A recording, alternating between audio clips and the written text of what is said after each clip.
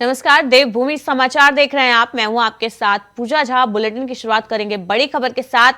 जोशीमठ में प्रदेश कांग्रेस कमेटी अध्यक्ष करण माहरा ने जोशीमठ पहुंचकर जोशीमठ भू धसाव से हुए नुकसान का जायजा लिया और प्रभावित क्षेत्र का मुआयना किया। आपको बता दें, प्रदेश कांग्रेस ने जोशीमठ प्रकरण पर प्रदेश अध्यक्ष करण माहरा के नेतृत्व में 11 सदस्यीय कमेटी का गठन किया है, जिसमें ये समिति जोशीमठ में प्रभावित क्षेत्रों में सरकार के कार्यों पर नजर रखेगी, साथ ही नुकसान का जायजा लेगी। तो कांग्रेस ने कमेटी का गठन किया है जोशीमठ में जो समय संकट आया है उसको लेकर, और करण माहरा के नेतृत्व में 11 सदस्यीय एक टीम बनाई गई है जो मुआयना करने आज जोशीमठ पहुंचे हैं करण माहरा।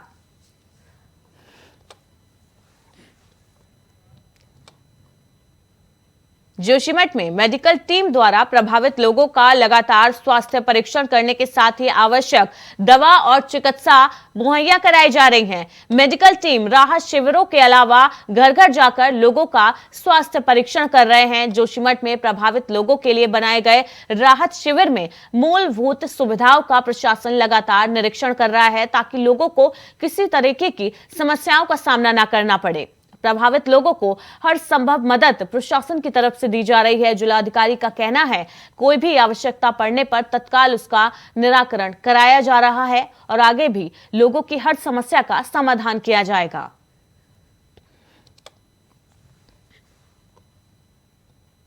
जोशीमठ में भू धसाव मामले पर पर्यावरणविद रवि चोपड़ा का कहना है तपोवन विष्णुगढ़ जल विद्युत परियोजना की टनल की वजह से इस वक्त जोशीमठ में समस्याएं उत्पन्न हो रही हैं। उनका कहना है टनल बनाते वक्त उस समय काफी ब्लास्टिंग की गई थी, अंदर पत्थरों में दरारें आई थी।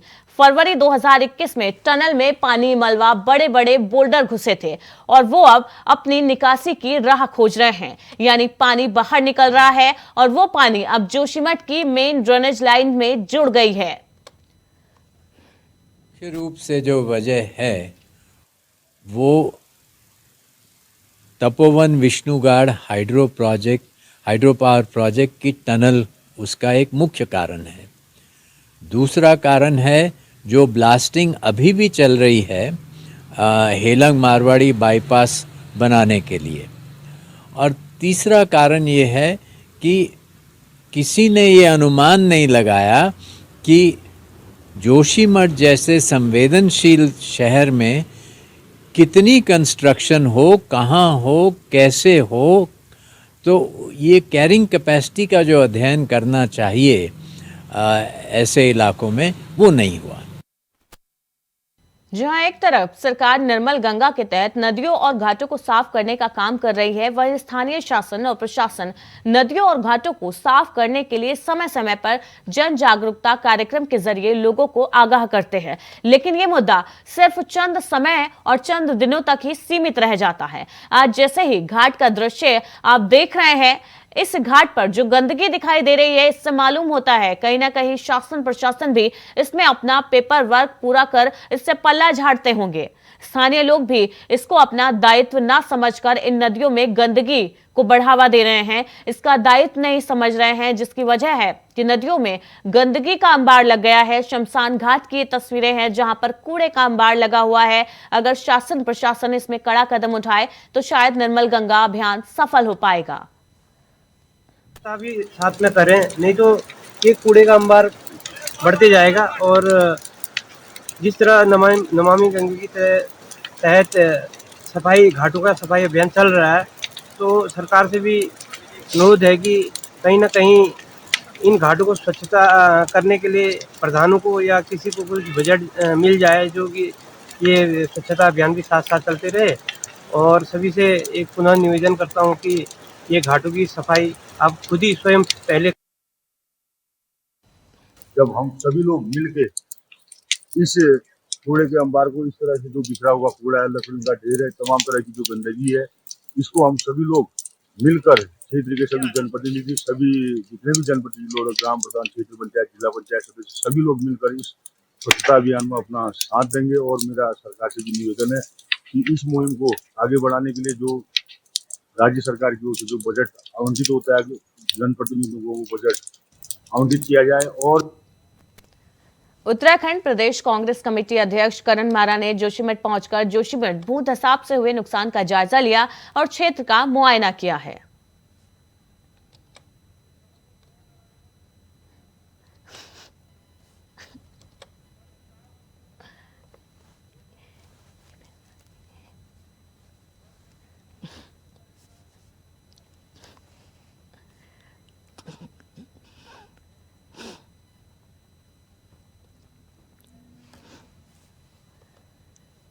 जोशीमठ को लेकर उमा भारती ने ऐलान किया है कि वो जल्द ही जोशीमठ आएंगी और उन्होंने पावर माफियाओं पर बड़ा आरोप लगाया और कहा कि पूरे देश को बर्बाद कर सकता है पावर माफिया। बड़ी अपडेट आपको दे रहे हैं। जोशीमठ को लेकर उमा भारती का बड़ा बयान सामने आया है। उन्होंने पावर माफियाओं पर गंभीर आरोप लगाए और कहा पूरे देश को पावर माफिया बर्बाद कर सकते हैं। पावर प्रोजेक्ट जो हैं उनके जरिए देश को बर्बाद किया जा रहा है। उत्तराखंड में प्रकृति से छेड़छाड़ की जा रही है। मध्य प्रदेश की पूर्व सीएम और बीजेपी नेता उमा भारती उत्तराखंड के दौरे पर आने वाली हैं। उन्होंने ऐलान किया है कि वो जल्द ही जोशीमठ आएंगी और आदि शंकराचार्य की तपोस्थली को वो इस तरीके से नष्ट नहीं होने देंगी। तो आपको बता दें, नमामि गंगे प्रोजेक्ट की मंत्री भी रह चुकी हैं उमा भारती। बड़ा ऐलान उन्होंने किया है कि वो जल्द ही जोशीमठ आएंगी और आदि शंकराचार्य की तपोस्थली को वो नष्ट नहीं होने देंगी।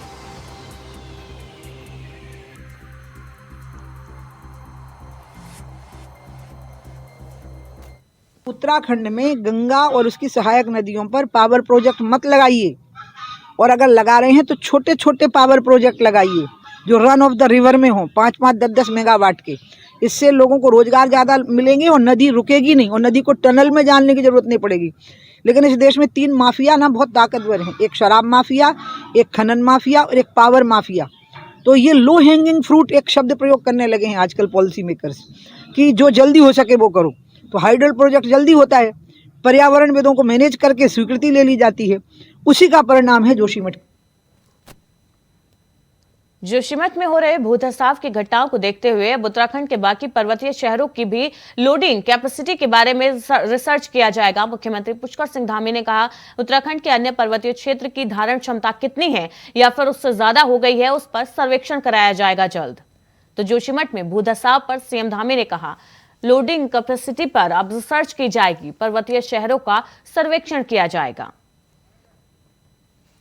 वो सुरक्षित स्थानों पर ले जाया गया है। लगभग 600 से कुछ ज़्यादा परिवार ऐसे हैं जो उस जोन में आ रहे हैं। तो हमारे लिए सबसे बड़ी प्राथमिकता है कि उन सभी को सुरक्षित किया जाए। सबसे पहले जान माल की सुरक्षा की जाए, उस पर सरकार हर संभव प्रयास कर रही है। मैं भी स्वयं वहाँ पर गया था, लगातार मैं भी बात कर रहा हूँ, मुख्य सचिव गए थे, सभी लोग लगे हुए हैं। और हम ऐसे कठिन समय में सारी सरकार जोशीमठ वालों के साथ है, जोशीमठ के निवासियों के साथ है। मैं सभी से अनुरोध भी करता हूं कि ये समय अनावश्यक बातें करने का नहीं है। ये समय हम लोगों को एक टीम के रूप में मिलकर सबसे पहले जोशीमठ के लोगों की जान माल की सुरक्षा करनी है और शहर को बचाना है। इस पर सभी लोग लगेंगे, बाकी राजनीति की चीज़ें तो बाद में भी हो जाएंगी। जोशीमठ आपदा को लेकर मुख्यमंत्री पुष्कर सिंह धामी ने कहा कि उनके प्रधानमंत्री नरेंद्र मोदी से बातचीत हुई है उनकी। जोशीमठ आपदा को लेकर विस्तार पूर्वक प्रधानमंत्री के द्वारा जानने का काम किया गया। सीएम धामी ने कहा केंद्र की तरफ से राज्य को हर संभव मदद देने के लिए आश्वस्त किया गया है। राज्य सरकार को त्वरित गति से काम करने के निर्देश जारी किए गए हैं। उसे अभी स्थिर है वो, और उस पर भी लगातार भारत सरकार की टीमें भी और यहाँ के भी जो संस्थान हैं सभी लोग उस पर अपना सर्वेक्षण कर रहे हैं, अपना काम कर रहे हैं, और जल्दी ही मैं समझता हूँ कि उसका कोई न कोई निष्कर्ष निकलेगा।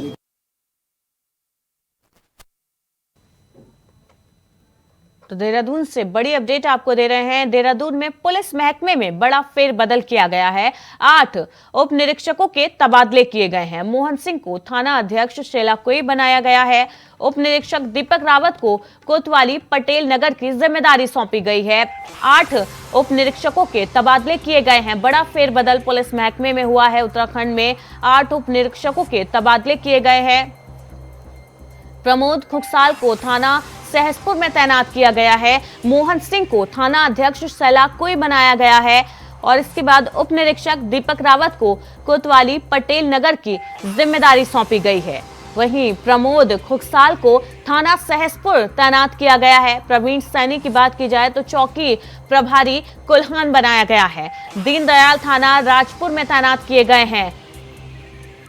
हर्ष अरोड़ा पुलिस कार्यालय से संबंध है। कमलेश गौड़ को चौकी प्रभारी हाथी बड़कला का जिम्मा सौंपा गया है। वहीं दीपक भंडारी पुलिस कार्यालय से अटैच किए गए हैं। तो पुलिस महकमे में बड़ा फेरबदल हुआ है।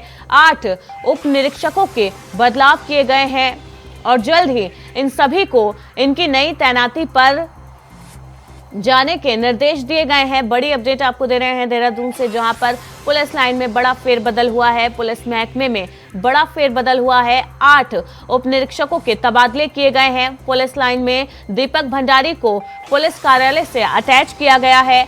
वहीं कमलेश गौड़ की बात की जाए तो उनको चौकी प्रभारी हाथी बड़कला का जिम्मा सौंपा गया है। हर्ष अरोड़ा को पुलिस कार्यालय से संबद्ध किया गया है।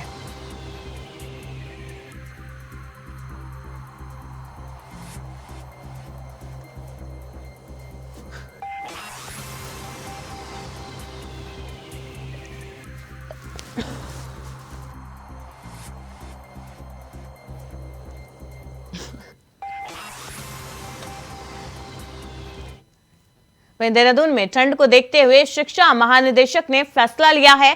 15 जनवरी तक प्रदेश के सभी स्कूलों को बंद करने का फैसला लिया गया है। स्कूल बंद रखने को लेकर आदेश जारी किए गए हैं। देहरादून में ठंड को देखते हुए शिक्षा महानिदेशक ने बड़ा फैसला लिया है। 15 जनवरी तक प्रदेश के सभी स्कूलों में छुट्टी के आदेश जारी किए गए हैं। स्कूल बंद रखने को लेकर आदेश जारी किए गए हैं 15 जनवरी तक। तो उत्तराखंड में 15 जनवरी तक सभी स्कूल बंद रहेंगे, बच्चों की छुट्टी रहेगी। इसको लेकर स्कूलों को आदेश जारी किए गए हैं शिक्षा महानिदेशक की तरफ से। तो ठंड को देखते हुए शिक्षा महानिदेशक ने यह फैसला लिया है। 15 जनवरी तक प्रदेश के सभी स्कूल बंद रहेंगे। सभी स्कूलों को आदेश जारी किए गए हैं।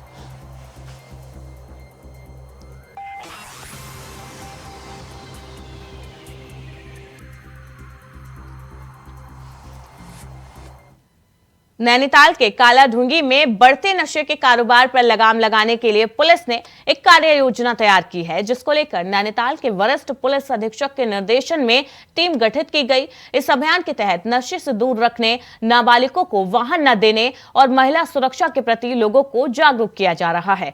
साथ ही महिलाओं को अपने मोबाइल में उत्तराखंड पुलिस ऐप डाउनलोड करने को कहा गया है, जिस पर वो अपनी शिकायत दर्ज करा सकती है।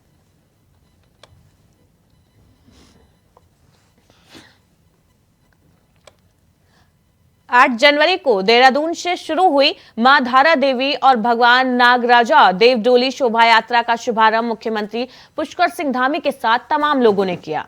आज ये देव डोली शोभा यात्रा डोईवाला के सिद्धपीठ शक्ति भवन मंदिर में पहुंची, जहां मंदिर में भक्तों द्वारा डोली यात्रा का श्रद्धा भाव के साथ फूल मालाओं द्वारा भव्य स्वागत किया गया।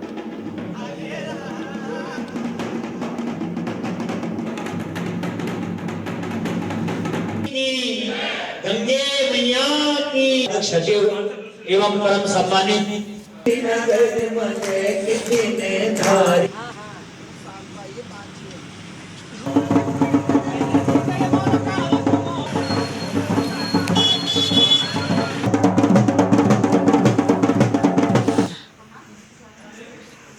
माता रानी अपना आशीर्वाद सब पे बनाए रखे।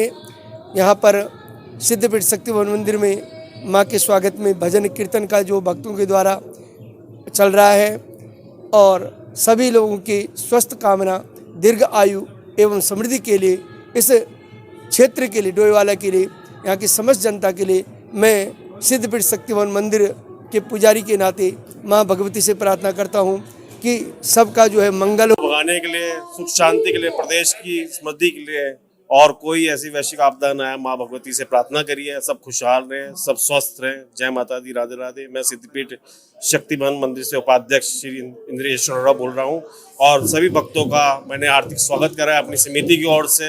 हमें आज सौभाग्य प्राप्त हुआ माता के दर्शन का, ये हमारा सौभाग्य है जो आज हमें सुंदर दर्शन प्राप्त हुए, भजन कीर्तन हुआ, सबकी जलपान की व्यवस्था डोली मध्य प्रदेश में श्री नर्मदा जी में माँ भगवती प्रातःकाल स्नान करेगी और साथ में भगवान श्री नागराजा उसमें दिव्य स्नान लेंगे, क्योंकि हमारा जो उत्तराखंड की संस्कृति है, संस्कृति और संस्कार देवी देवताओं पर टिके हैं। ये आप भी मानते हैं और पूरा विश्व इसको मानता है। जो नहीं मानता वो आज तक सिद्ध भी नहीं कर पाए कि ये आप गलत हैं। अगर कोई सिद्ध कर पाए तो उसको हम साक्षात बुलाना चाहते हैं। ये आपके माध्यम से हम आपको बता रहे हैं। यात्रा का उद्देश्य जसपुर में बीती 4 जनवरी को केंद्रीय रक्षा एवं पर्यटन राज्य मंत्री अजय भट्ट ने जसपुर विधानसभा के अंतर्गत तीरथ नगर के प्राचीन शिव मंदिर दर्शन करने पहुंचे, जहां उन्होंने 7 जनवरी को मंदिर को पुरातत्व विभाग के अंतर्गत लाते हुए इसके सौंदर्यीकरण, जीर्णोद्धार करने के लिए पत्र लिखा है। पुराना और मंदिर अगर है तो उसका कहीं ना कहीं मंत्रालय द्वारा उसका जीर्णोद्धार कराने का प्रयास किया जाएगा। तो उसका प्रयास शुरू हुआ है। हमें उम्मीद है कि कुछ ना कुछ सार्थक परिणाम मिलेंगे। तो हजारों की संख्या में जब मेला लगता है, वार्षिक मेला लगता है, तो हजारों की संख्या में लोग आते हैं और उत्तराखंड से नहीं, उत्तर प्रदेश से भी लोग आते हैं और समय समय पर वैसे भी वहाँ दर्शन करने लोग जाते हैं। तो एक अच्छा प्रयास होगा। डोईवाला विकास खंड कार्यालय क्षेत्र में ग्राम प्रधानों में धरना प्रदर्शन किया गया। सरकार की एनएमएमएस व्यवस्था का विरोध किया गया और कहा गया कि कई ग्राम पंचायतों में मोबाइल कनेक्टिविटी नहीं है।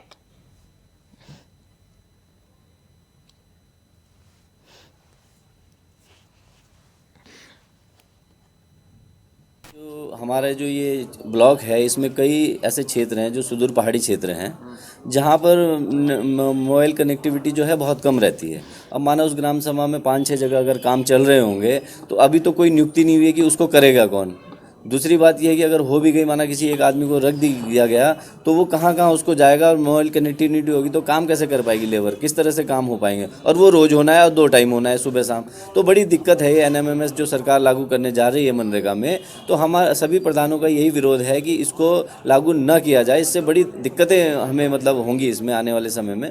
तो इसलिए और विकल्प तो चल ही रहा है, जो जैसे होता ही है और पहले से चल ही रहा है। कोई ऐसे काम नहीं हो रहे। समय समय पे जो है सरकार इसके ऑडिट भी करवाती है, कामों में कहीं कोई खामी नहीं होती है। तो ये मेरे को या किसी को सूचना दिए बगैर एक तरह से इन्होंने जो है ऑनलाइन जो वो भर्ती क्या मॉनिटरिंग सिस्टम है उसको इन्होंने जो है लागू कर दिया, जबकि उससे पहले कोई व्यवस्था नहीं की, ना कोई किसी को ट्रेंड किया, ना हमें जानकारी दी। और सीधा 1 तारीख से, जबकि हमारे पहले वाले काम सुचारू रूप से चल रहे थे, अब 1 तारीख से सबके सब काम बंद है। क्योंकि मॉनिटरिंग सिस्टम जो किया हुआ है उसमें ऑनलाइन जो है सुबह एक बार हाजिरी और एक बार शाम को हाजिरी देनी है, 2 टाइम हाजिरी देनी है। उसके लिए ना तो व्यक्ति कोई ट्रेंड किया हुआ, ना कोई वो, क्योंकि एक पंचायत में अगर 10-10 भी काम चल रहे होंगे तो 10 जगह एक व्यक्ति को जाना पड़ेगा, सुबह 10 जगह शाम को। तो व्यक्ति दिन भर ही वही घूमता रहेगा, फिर 10-12 आदमी खड़ा होगा, बैठेगा, काम कब करेगा। तो बहुत बड़ी समस्याएं आ रही हैं। और फिर दूसरा क्या है कि एक वो है कि 20 वर्क से ज़्यादा नहीं होंगे एक पंचायत में। अब पहले क्या था कि अपने जो वर्क पूरे हुए, अपने पूरे काम पूरे करने के बाद आप जो फाइल को क्लोज माना जाता था, बाकी जो सब पेमेंट आता रहे कोई बात नहीं, काम पूरा हो गया फाइल क्लोज होगी। लेकिन अभी क्या कर दिया इन्होंने, क्योंकि पेमेंट इनकी साल में 1 बार या 2 बार आती है टोटल मटेरियल की और मिस्त्री की। अब जब तक वो पेमेंट नहीं हुई तब तक। खबर लक्सर से है, जहां पुलिस ने बाइक चोर गैंग के एक सदस्य को गिरफ्तार किया। गिरफ्तार किए गए आरोपी का नाम शाहदाब है, जो क्षेत्र के ही सुल्तानपुर गांव का निवासी है। आरोपी के कब्जे से पुलिस ने चोरी की 5 बाइकें भी बरामद की है, जबकि इसका दूसरा साथी पुलिस को चकमा देकर फरार होने में कामयाब रहा, जिसकी गिरफ्तारी के प्रयास पुलिस द्वारा लगातार किए जा रहे हैं। जिसमें एक बाइक चोर गिरोह को पकड़ा गया है, जिससे अभी हमें 5 जो बाइकें हैं वो बरामद हुई हैं, जिसमें से 2 ऋषिकेश, एक डोईवाला और एक लक्सर क्षेत्र की है। और जो 5वीं बाइक है उसकी भी हम तस्दीक अभी कर रहे हैं और बाकी इससे वो भी पूछताछ कर रहे हैं। इसमें एक और अभियुक्त है जो फरार है और उसकी भी हम जल्दी गिरफ्तारी करेंगे। और इस संबंध में आप सभी से यही अपील है कि अपने वाहनों का जो है सर्दी के टाइम में ध्यान भी रखें। राज्य में 11 जनवरी से पश्चिमी विक्षोभ सक्रिय हो रहा है। इसके चलते प्रदेश में 11 जनवरी से मौसम में बदलाव देखा जाएगा। यानी अभी तक जो प्रदेश भर के तापमान में थोड़ी बढ़ोतरी देखी गई थी, वो 11 जनवरी के बाद एक बार फिर से प्रदेश में कड़ाके की ठंड पड़ने की संभावना है। मौसम विभाग के अनुसार 11 जनवरी को प्रदेश के उत्तरकाशी, चमोली, पिथौरागढ़ जिले में कुछ जगहों पर हल्की फुल्की बारिश और बर्फबारी की भी संभावना है, जिससे तापमान गिर सकता है और प्रदेश में एक बार फिर से ठंड जो है बढ़ सकती है।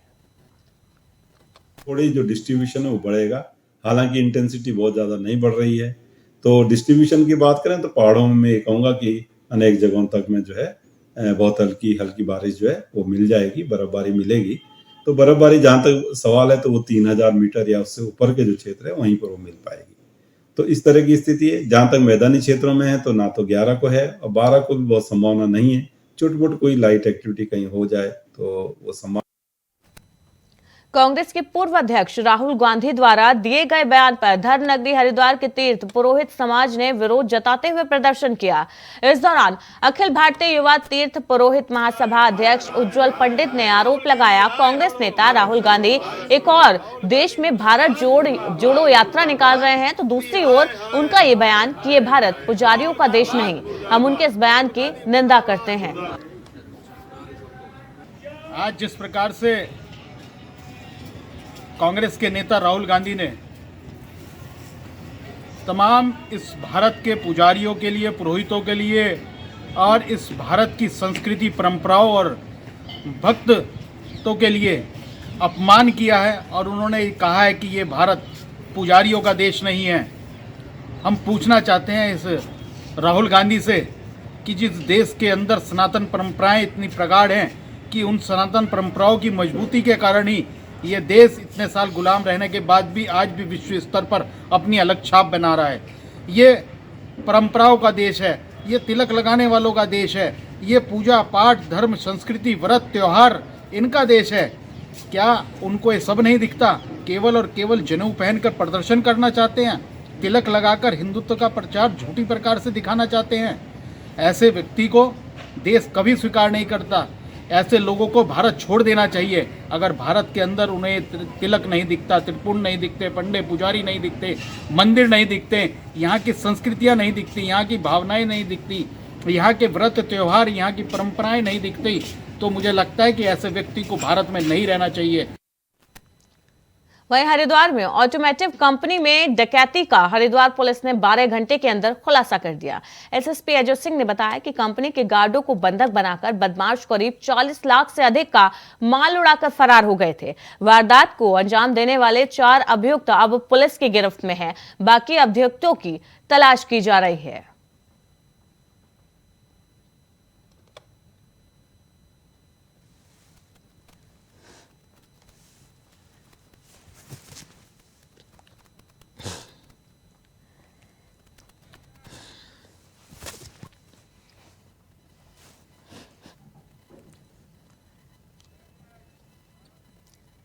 देवभूमि समाचार में फिलहाल इतना ही। लगातार खबरों के लिए देखते रहिए इंडिया वॉइस।